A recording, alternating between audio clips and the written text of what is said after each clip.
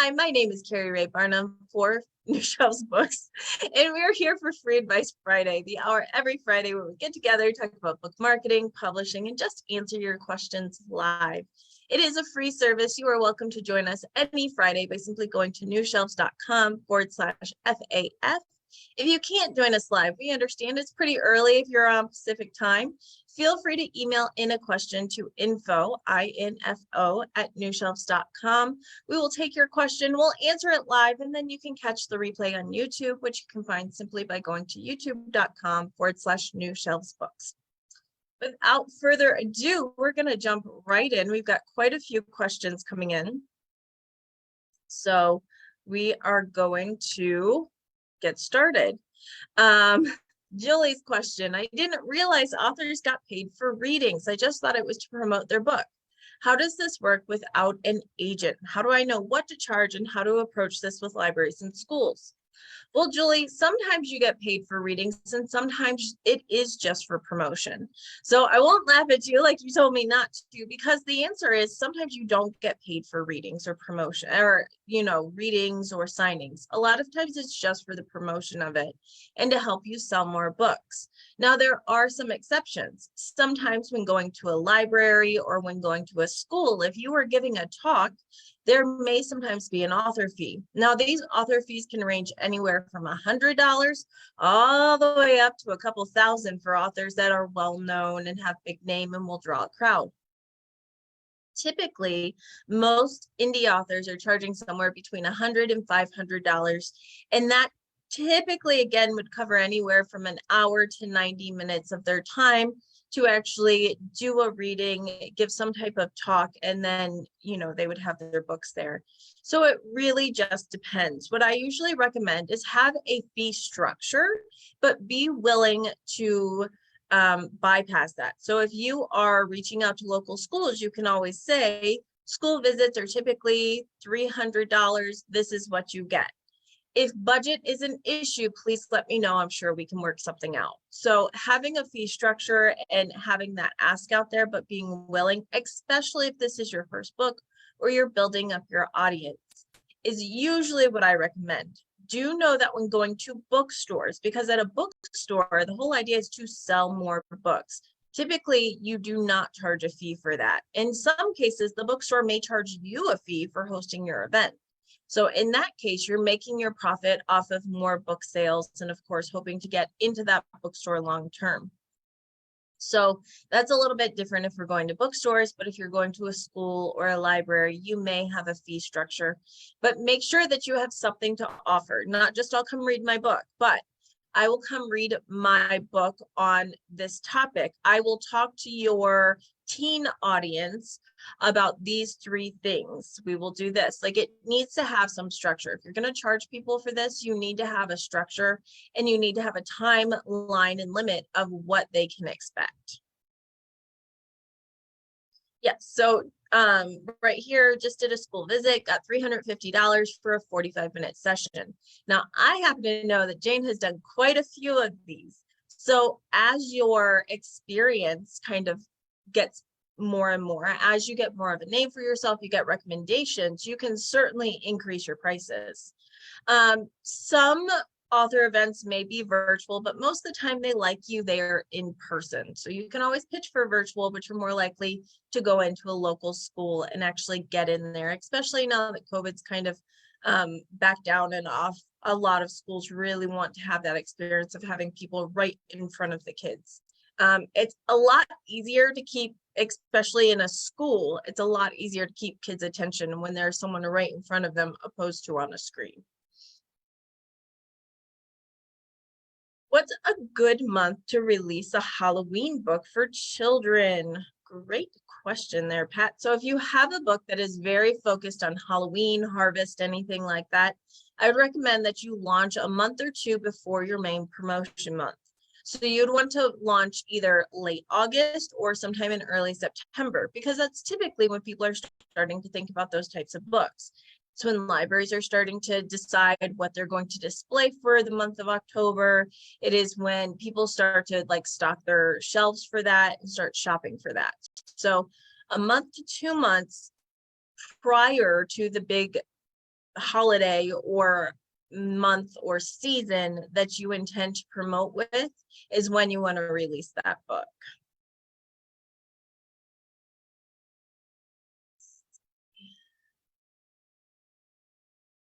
Have I ever heard of BookRez? I have not personally heard of BookRez. If anyone else has, please feel free to drop your opinion in. It's BookRezz. I have not personally heard of them, Eileen. If you want to tell us a little bit about them, we would certainly love to know. And it's a company I'm always happy to look up and kind of give my opinion later. All right. A small bookstore required me to guarantee 24 retail sales. Is that normal? Yes. So when you're doing a bookstore event or like an in-person event at a retail store, it is not uncommon for them to either charge you a fee for hosting your event because they want to make sure that their time and their space and their energy gets paid for or covered, or to require a minimum number of copies to be sold. Again, they want to make sure that if they're promoting you, that if they're putting their time and energy and carving out a part of their store for you, that they are going to get paid for that time, that effort, and that space. So it's not unusual at all, whether it be 24 retail sales or 50, I've seen 100, it really depends on the space, but that is not unusual in any way. It's the store that is really trying to make sure that they are covering their space. So you're essentially renting a space. Now, if it becomes a partnership because you're selling enough books that it's bringing them income, that's when that fee's no longer there, when, you know, it's a wash as far as that goes. Then you're both winning. So that's why they do it. And it's not a scam. It's not unusual. I've had authors call me up and go, I can't believe that they want to charge me a fee to come to their store and help their audience. And we've talked through it. And this one person in particular, I was like, look, that's normal. It's not abnormal. And I personally think that this specific audience would do great. I think you should pay the $100 and go be a part of this event. And after the event, I did get a text message from that same author going, you were right. It was really great. I'm glad I did it. They're now stocking my book in their stores and it was totally worth it. So in all things, you always, of course, have to look at your goals, but know that like stores are not out to scam you, generally speaking. Stores have a name and a reputation they have to uphold. They're not trying to scam you for money. Let me see. How do you feel about doing a library presentation? Not necessarily on my book, but to do it on community writing. Yeah, so this is one of the things that I think is great as far as working with libraries or schools or anything like that. So many times we think that our presentations have to be solely based on our book, but that's not necessarily true. It can be whatever the community or that specific venue wants you to talk about, and then your book is kind of a sideline. So if you have written a anthology or a community book and then they're asking you to come talk about that, absolutely. Go in, talk about that. Use your book as the main example. And that is how you kind of get the promotion for your book while also talking about writing. I've seen a lot of children's book authors who will go in and they'll go into the teenagers, not little kids, picture books. They are going into the teenagers and talking about the process of writing and illustration and what it takes to be an author. Then they're also taking that same book to the little kids and they are actually talking about their book and teaching a lesson from their book. I've seen that same children's book go to libraries and go and speaking to adults about maybe there's a theme of bullying in the book. And so they're talking about bullying at the local library. The sky's the limit. Think broad, think outside of the box, and think about not just what your book has to offer, but what you as an author have to offer, and how simply being out in front of people more and getting that promotion can allow your book to shine, even if it's in the background. I think we bypass that a lot of times, and that is a great way to offer something of value that people are willing to pay for a class, and then still get your book seen, and then naturally sales pretty much come from that because they're seeing your book. And again, your book is your prime example. It should always be there as part of your resume. How do I feel about research panels that charge you to present? I couldn't say without knowing for sure. I typically wouldn't pay to be on a panel. A panel or a conference, typically they pay their speakers or they offer free tickets, something like that, not the other way around. But without knowing specifically what it is, I couldn't say for sure.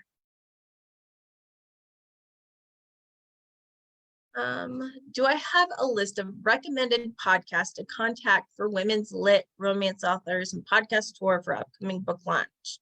I do have a personal list of podcasters that I use. However, I reserve it for my clients. So if you are a client of New Shelves and you are looking to branch off into podcasting, let me know. Caroline, you fit in that one. So I do have a list. I have my lovely, lovely assistant, Catherine. By the way, it's her birthday today. So happy birthday, Catherine. I don't think you're on the call. I hope you're taking the morning off, but she every week will add new podcast opportunities to our big, massive spreadsheet database. So we pull that and we keep it for our clients. So it's not something I just have available for everybody. Unfortunately, it's something that we use specifically for clients. But if you are a New Shelves client or you want to work with New Shelves on your marketing or promotion PR, let me know and we can chat about that and whether I have podcasts for your specific audience. We try to give a lot away. We try to be a really good resource, but I have 2 kids and they eat a lot. They're like little hobbits. And then they want to have, I don't know, like instruments. By the way, violins are not inexpensive. And I have a violin player. My daughter plays violin, bass, and cello. My son plays cello and bass. They are expensive. And yes, they are hobbits. They just eat all the time. I'm like, where does it go? You little skinny kids. Anyway. Can I describe the general author promotion process post-launch? Yeah, so I've talked about this more than once, where I talk about your launch is something where it's almost like a letdown, where you get all the way up to your launch and you're like, I did all this promo, I did all this stuff, I'm gonna put my book out. And then you hit the publish button and it's kind of like, that's it? That's all? But what now? And it feels like this kind of lead up to something that's a letdown.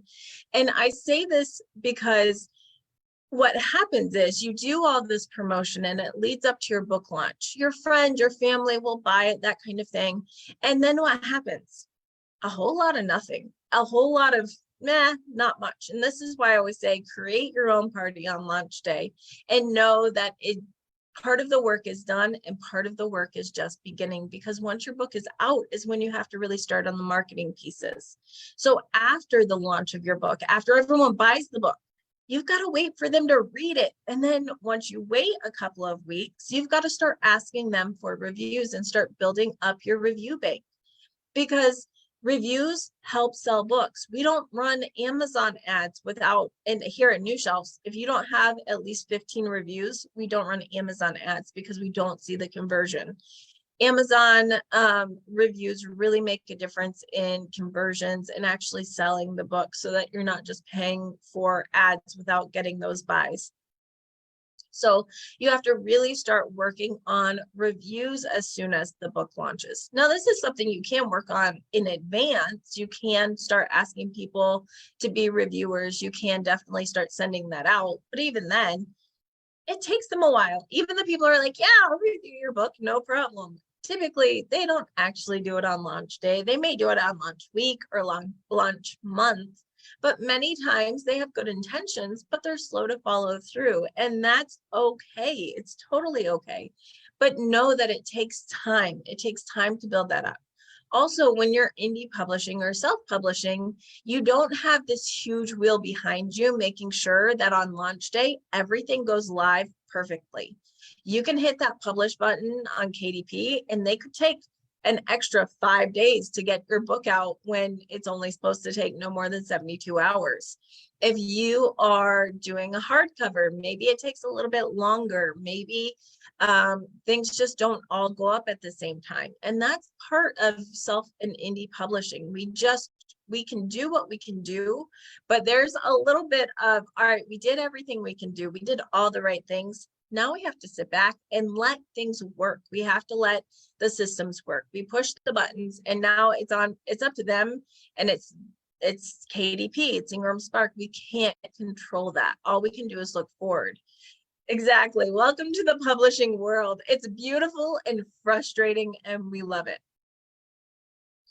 So once the book is out, that's when you promote. That's when you start doing your PR. That's when you start hitting up your local news. But also know that those reviews that I just talked about, those reviews, getting them up is so important, because pitching to libraries, you'll get better response if you've got some online reviews or if you've gotten professional reviews. Pitching to local news and media, them seeing that the book is selling and that there are reviews for it will help them decide that they would like to have you on their show.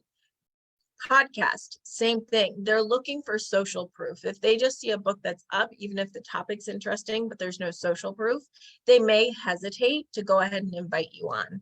So it's one of those things that it's just the beginning, and it's a slow process. It's not something that happens overnight. And as David's saying over here, marketing never ends. And that is so much the truth. Is when you stop marketing is when you stop selling your book, because a book that it's like you guys are probably finishing this at home, but a book that cannot be seen is a book that cannot be bought. And if you stop marketing your book, it's not getting seen. You've got to stand out among the 4 million titles that were published last year. And the way you do that is you market, you get on social media, you find the places and the people who care about your topic, and you start pitching to them.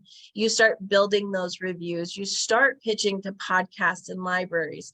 But no, it doesn't happen overnight. It's something, and you do have to pace yourself. I see authors all the time who are like, I'm going to do it all on launch month. I'm just going to hit it all. I'm going to do it. And then they're burned out. They're overwhelmed. They've missed steps because they're in a rush. And it's time to take a deep breath, slow down, create a plan, and just start chipping away at it every day. That is the best book marketing that you can do, is something that chips away at it every day. Get your plan in place and start following through. And no, it's going to take some time. It's there's no such thing as an overnight success in publishing. Even a book that you see hit the New York Times bestseller, or Spare, the royal memoir that recently came out, it's touted as like this #1 overnight bestseller. That wasn't overnight. That contract was in place 2 years ago. There was a ghostwriter. There was so much promo happening.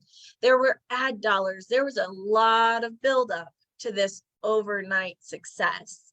And so know that it takes a while to kind of build. And it's like a snowball. You have to, a snowball going downhill. You have to keep rolling it until it gets bigger and bigger and bigger. And if you stop along the way, well, then your growth will stop. So it is something that takes a while. It takes time. Be patient with yourself.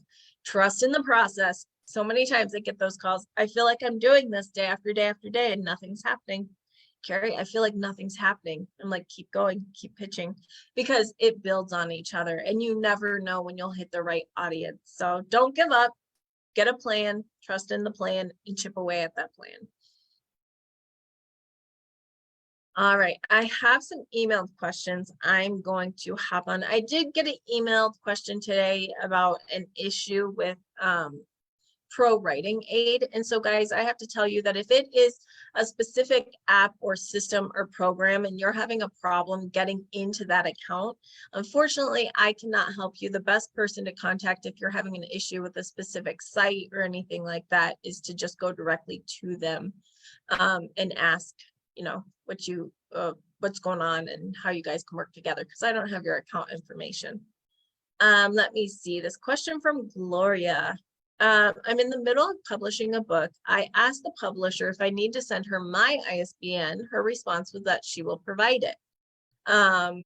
So I think, I'm not sure, but I think you're asking, like, is that normal? So if you have a publisher, if you are working with either a traditional publisher who pays you for your manuscript, or a hybrid publisher where you may be subsidizing part of the cost of getting your book to print, but that publisher is the one who owns the distribution rights, they're the one who's putting your book in their own accounts for KDP, Ingram Spark, or with a book distributor, then it's very normal that they would supply the ISBN. If, however, you are self-publishing, you're publishing under your own name, your own KDP account, your own Ingram Spark, and this person is helping you create the files, that's different. If you are self-publishing, it should be your own ISBN, but that means you're publishing under your own name. So I don't know your specific situation, but that is kind of where we land on that.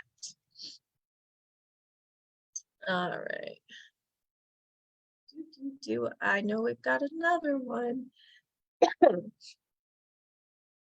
All right, this one's a little broad, so I'll try to answer it. But what's the best way to market almost 30 thrillers and mysteries? And these are all by one author. So first off, congratulations on writing 30 books. That is impressive, and kudos to you. And if you've written 30 books and they're all the same genre, mystery and thrillers, there are a couple things that you can do to continue promoting and marketing them. Number one, if any of these books is in a series, you always want to promote the first book in the series. If your book's in Kindle Unlimited and that series is in Kindle Unlimited, consider free promotions. With Kindle Unlimited or Kindle Select, you have every 90-day contract period. You can give your Kindle book away for free for up to 5 days. So I recommend that if you have a series in Kindle Unlimited, take that first book in series, set up that giveaway, give it away over a long weekend. Do it from like a Friday to a Monday, but don't just put it to free and expect that people are going to magically discover it. You have to market it. Use discount newsletters like Fussy Librarian or Free Booksy or Book Cave or Book Gorilla, Book Doggy. There's so many of them. Hello Books does free books as well. Make sure that you are promoting it out. We did this recently with a nonfiction title. We got it into 2 newsletters for a nonfiction title, did a free promo for 4 days on the ebook, and over 1,800 copies of that book were downloaded in those 4 days. That's a lot of exposure. And if you have a series that you're trying to get out, the idea is you're going to give away book 1 in hopes that they will love it so much they will continue reading the series. So that is one way to do it, is if you have Kindle Unlimited to do a promo. Now, if you don't have Kindle Unlimited or Kindle Select and you can't do free days, but you still have a series, you can still do a discount promo. We're discounting the first book in series, and you're doing the same thing. Get into those newsletters to create awareness, find new readers, new audience, and then promote it out. Another thing that you can do, no matter what genre you have, if you have a large backlist of titles, you may choose to leverage 1 or 2 or more of those backlist titles to build your mailing list. Your email list is the best way to communicate, to get more readers, and it is the best way to sell your future product, your future books. So if you have a large backlist of titles, consider taking 1 or 2 of those books and giving them away for free. But not just away for free, consider giving them to anyone who would like to join your newsletter sign up. So you can use Story Origin for this, BookFunnel. You can do it directly on your website, where essentially you're saying, if you would like my free book, just join my mailing list, and then I'll automatically send you a free title. Essentially, you're paying them for their email. And if they do enjoy the first book, chances are they'll go on and find your other books and may read those. But also it means that you now have that email contact of someone who's interested in books like yours, and you can continue marketing the rest of your backlist and any future titles to that email list. An email list is gold. Make sure that you're building yours. Make sure that you own it. And if you've got a publisher, and they're saying, oh, you don't need to do that, we're building it. We have an email list. That is fabulous. Your publisher should have an email list. But let me tell you, I don't care if you're with HarperCollins, you're an indie or a hybrid, you should have your own email list as well. You never know what might change in your publishing journey. You just don't know. And you should always own your own contacts. So if you're in the case of a hybrid or traditional publisher and you can't just give a book away for free, write a short story. Have if you're in nonfiction, do a YouTube class or something where it's a back-end video that you can exchange for emails. Do coloring sheets or word searches. Do something that can help you build your own list. I'm telling you guys, I have seen New York Times #1 bestsellers with less than 4 people, 4, not 400, not 4,000, 4 people on their own mailing list. And then what happens if something happens with the publisher, or if their next book isn't renewed, or they want to brand and build on their own name and start monetizing that? They don't have their readership. They don't have contacts. Their publisher does, which is fantastic, but they should have them as well. So I strongly encourage you to build your email list.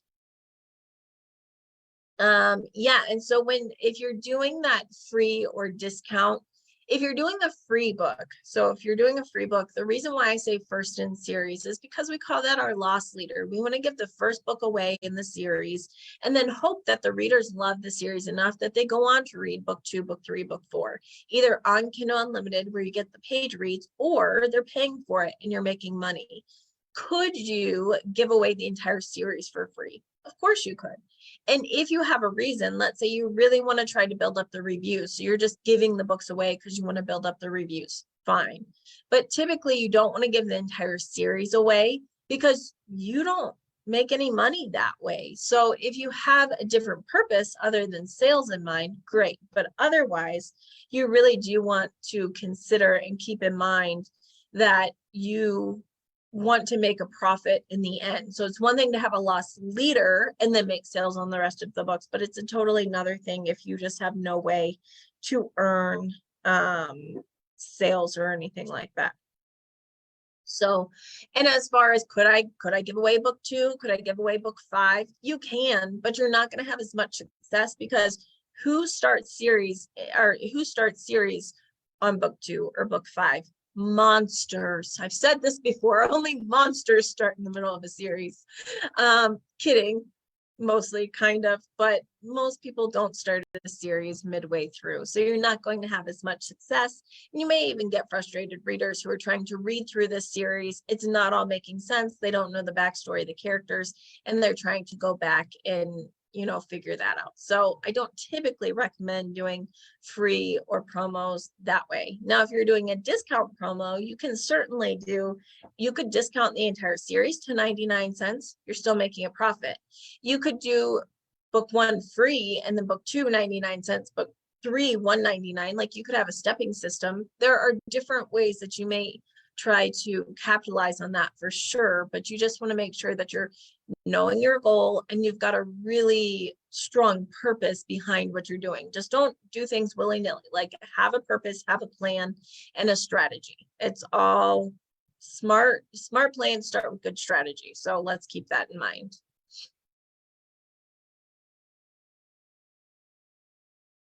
Let's see. Can you explain the category process? So on Amazon, the category process on Amazon is a little bit different. We talk about optimizing categories on Amazon. You've probably read blogs about this, all the kind of stuff.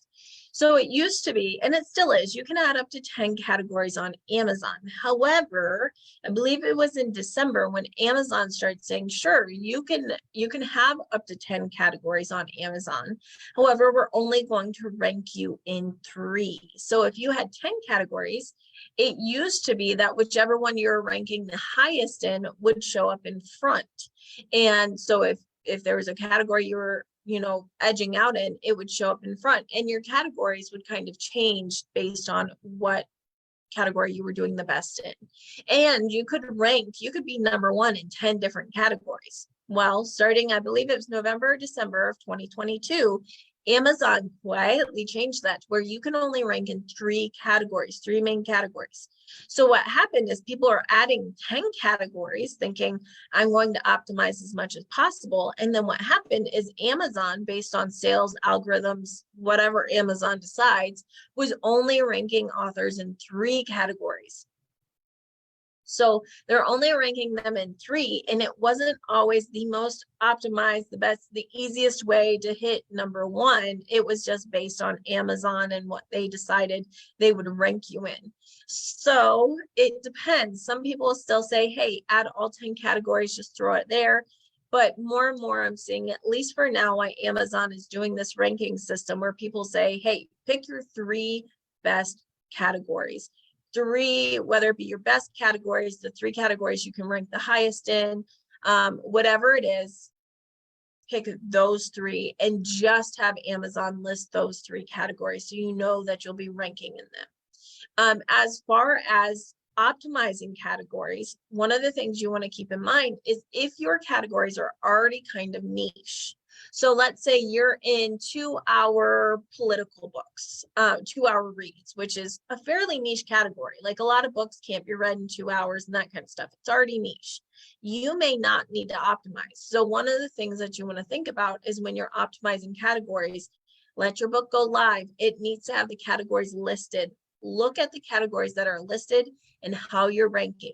Then look at the other categories you're considering and see the ranking system there, the compatibility, how hard it is to rank before you decide to change anything. It used to be an automatic, do it quickly. Now we're seeing that you need to go with a little bit more of a slow and steady approach. And again, you need to look at the categories that are already up there to see how you're ranking before you go changing anything.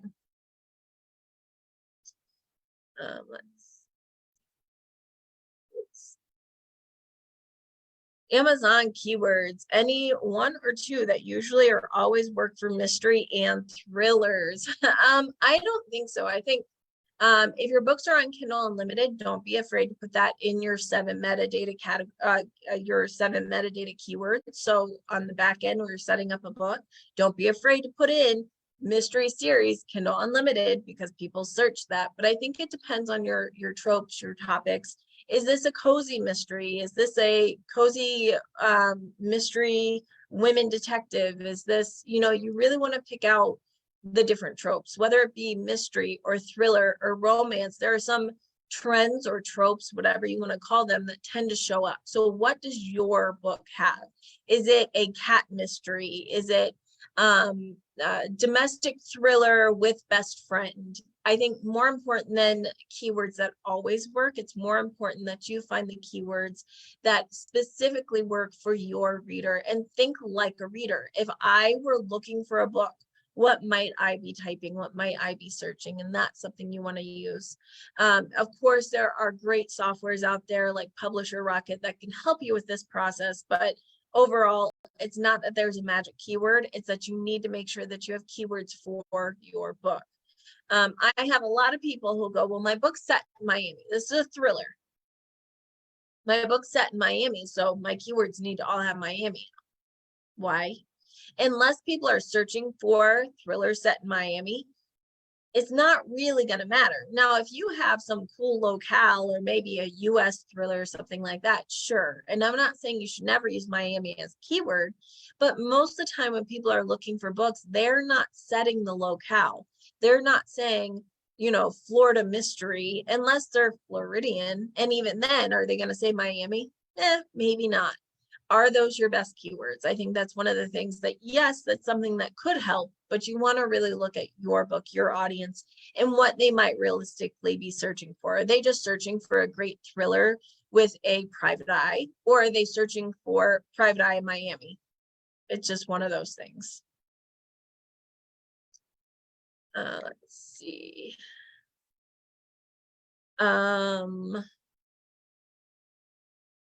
Yeah, so if you have BookFunnel, I think it's only worth it if you use it.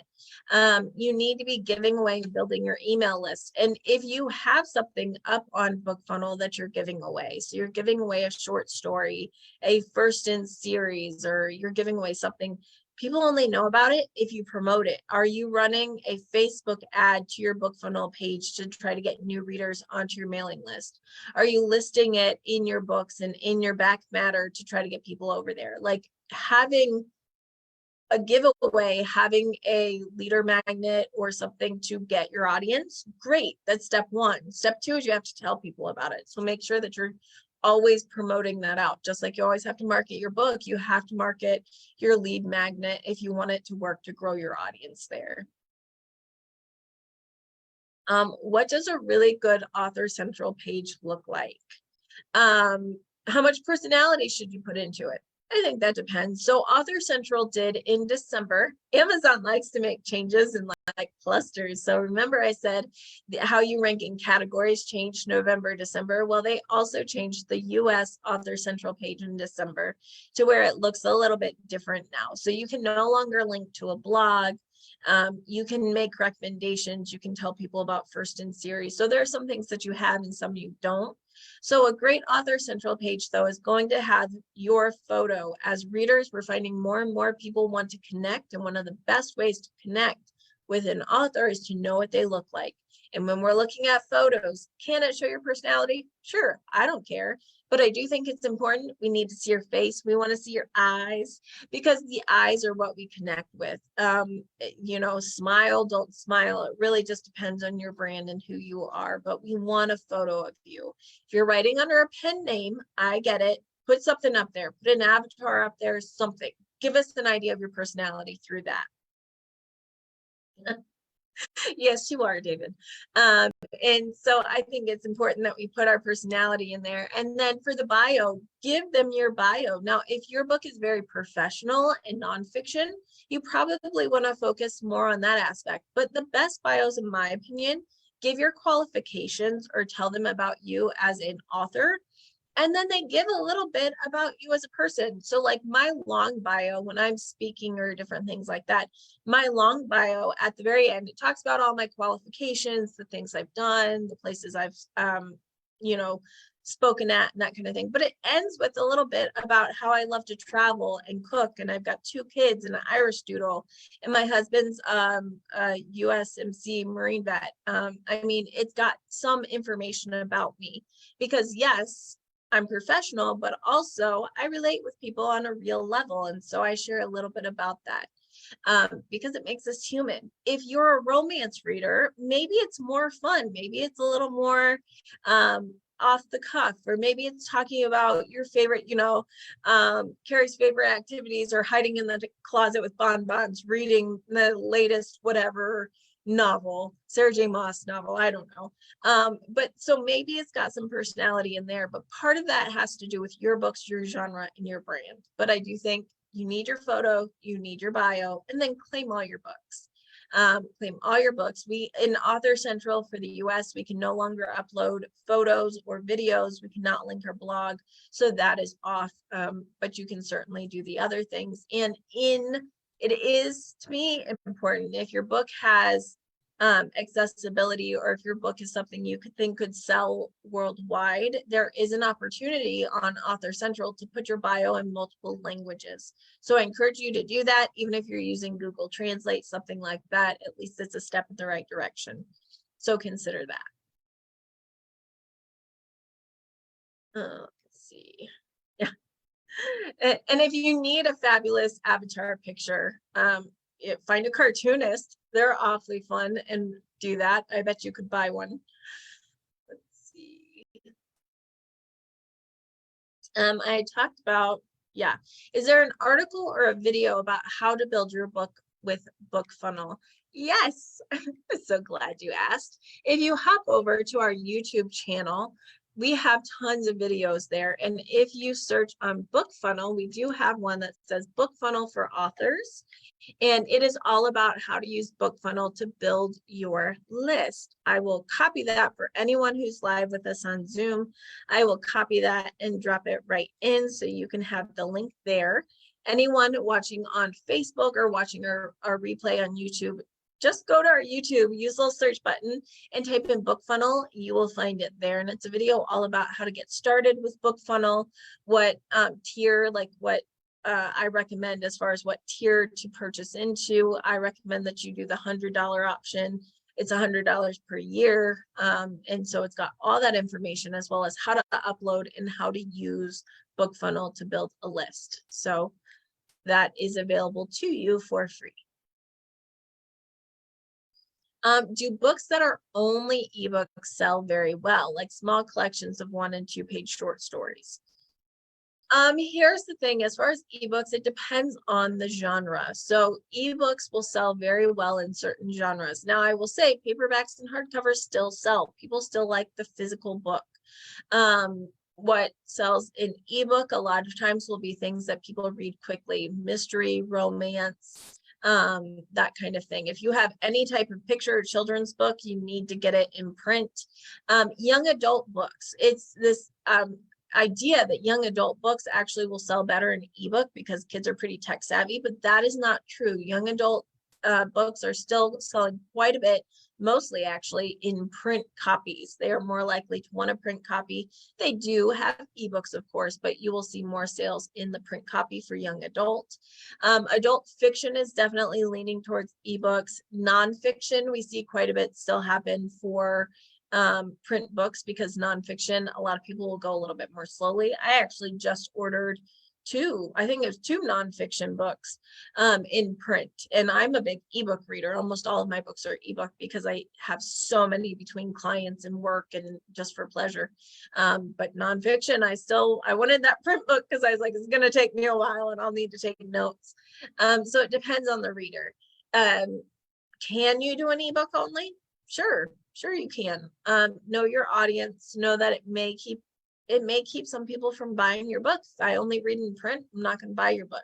Doesn't mean there's not a market for ebooks only. There certainly is.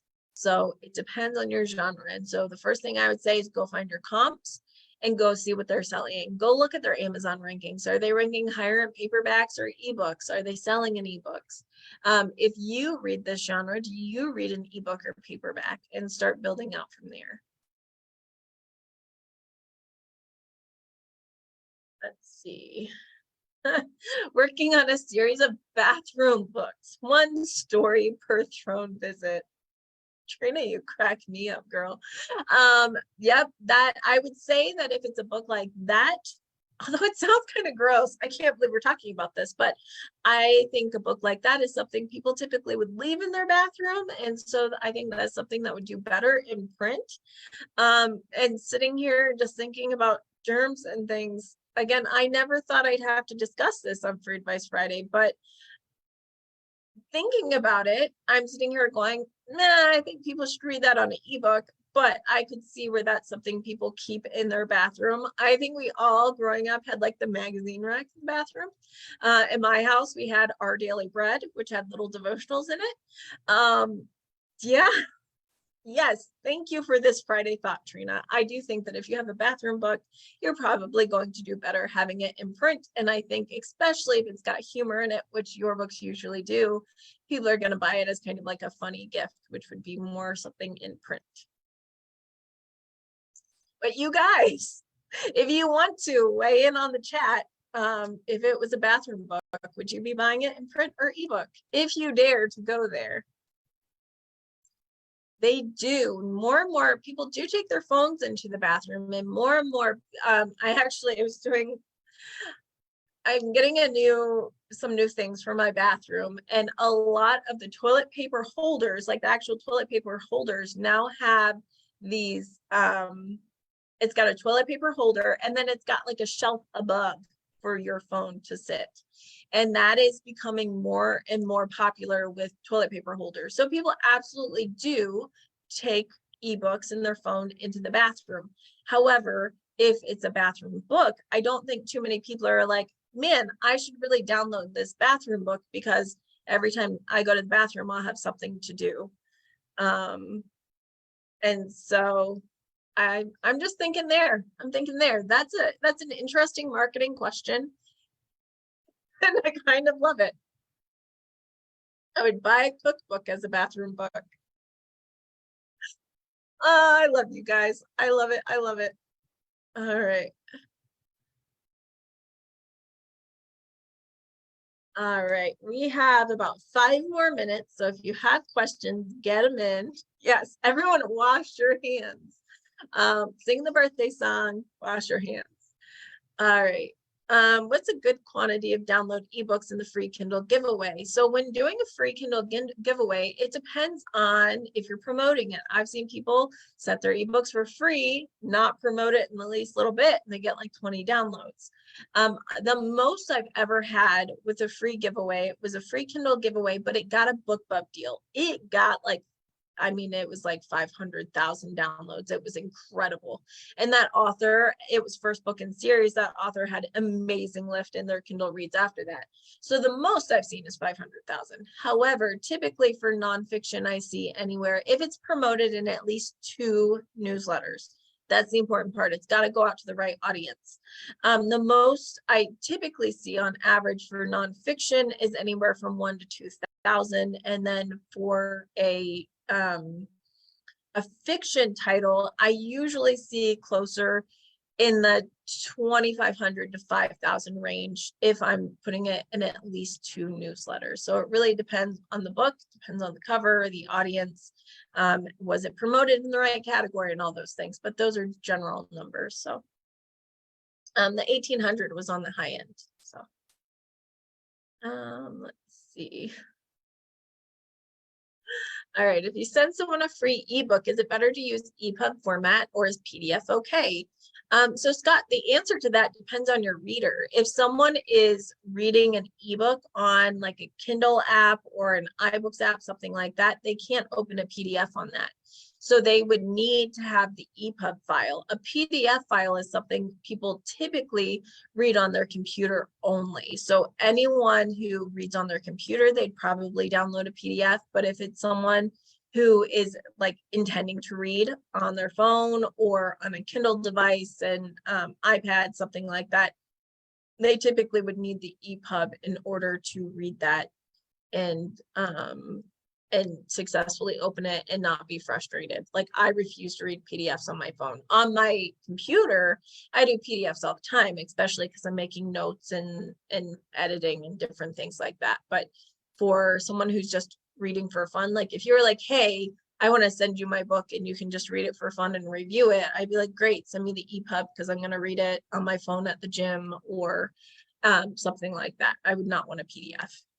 But again, it depends on how long the book is too. If it's a children's book and it's got a lot of images and it's 24 pages, PDF fine, but I again would read it on my computer. All right, you guys. Well, we have covered the gamut, everything from how to market and promote mystery and thrillers to bathroom books. It's been a fun day. You guys are always so wonderful. I hope you'll join me next week, same time, same place, 10 a.m. Eastern. If you have follow-up questions, if you're like, man, I love this, but I need help marketing, feel free to reach out. New Shelves, of course, is a book marketing company. So we work with you on your book marketing strategy, on book marketing programs, pitching to bookstores, libraries, podcasts we talked about today. So if you need anything there, please feel free to reach out. I hope you have a wonderful weekend and we will see you next week. Bye, guys.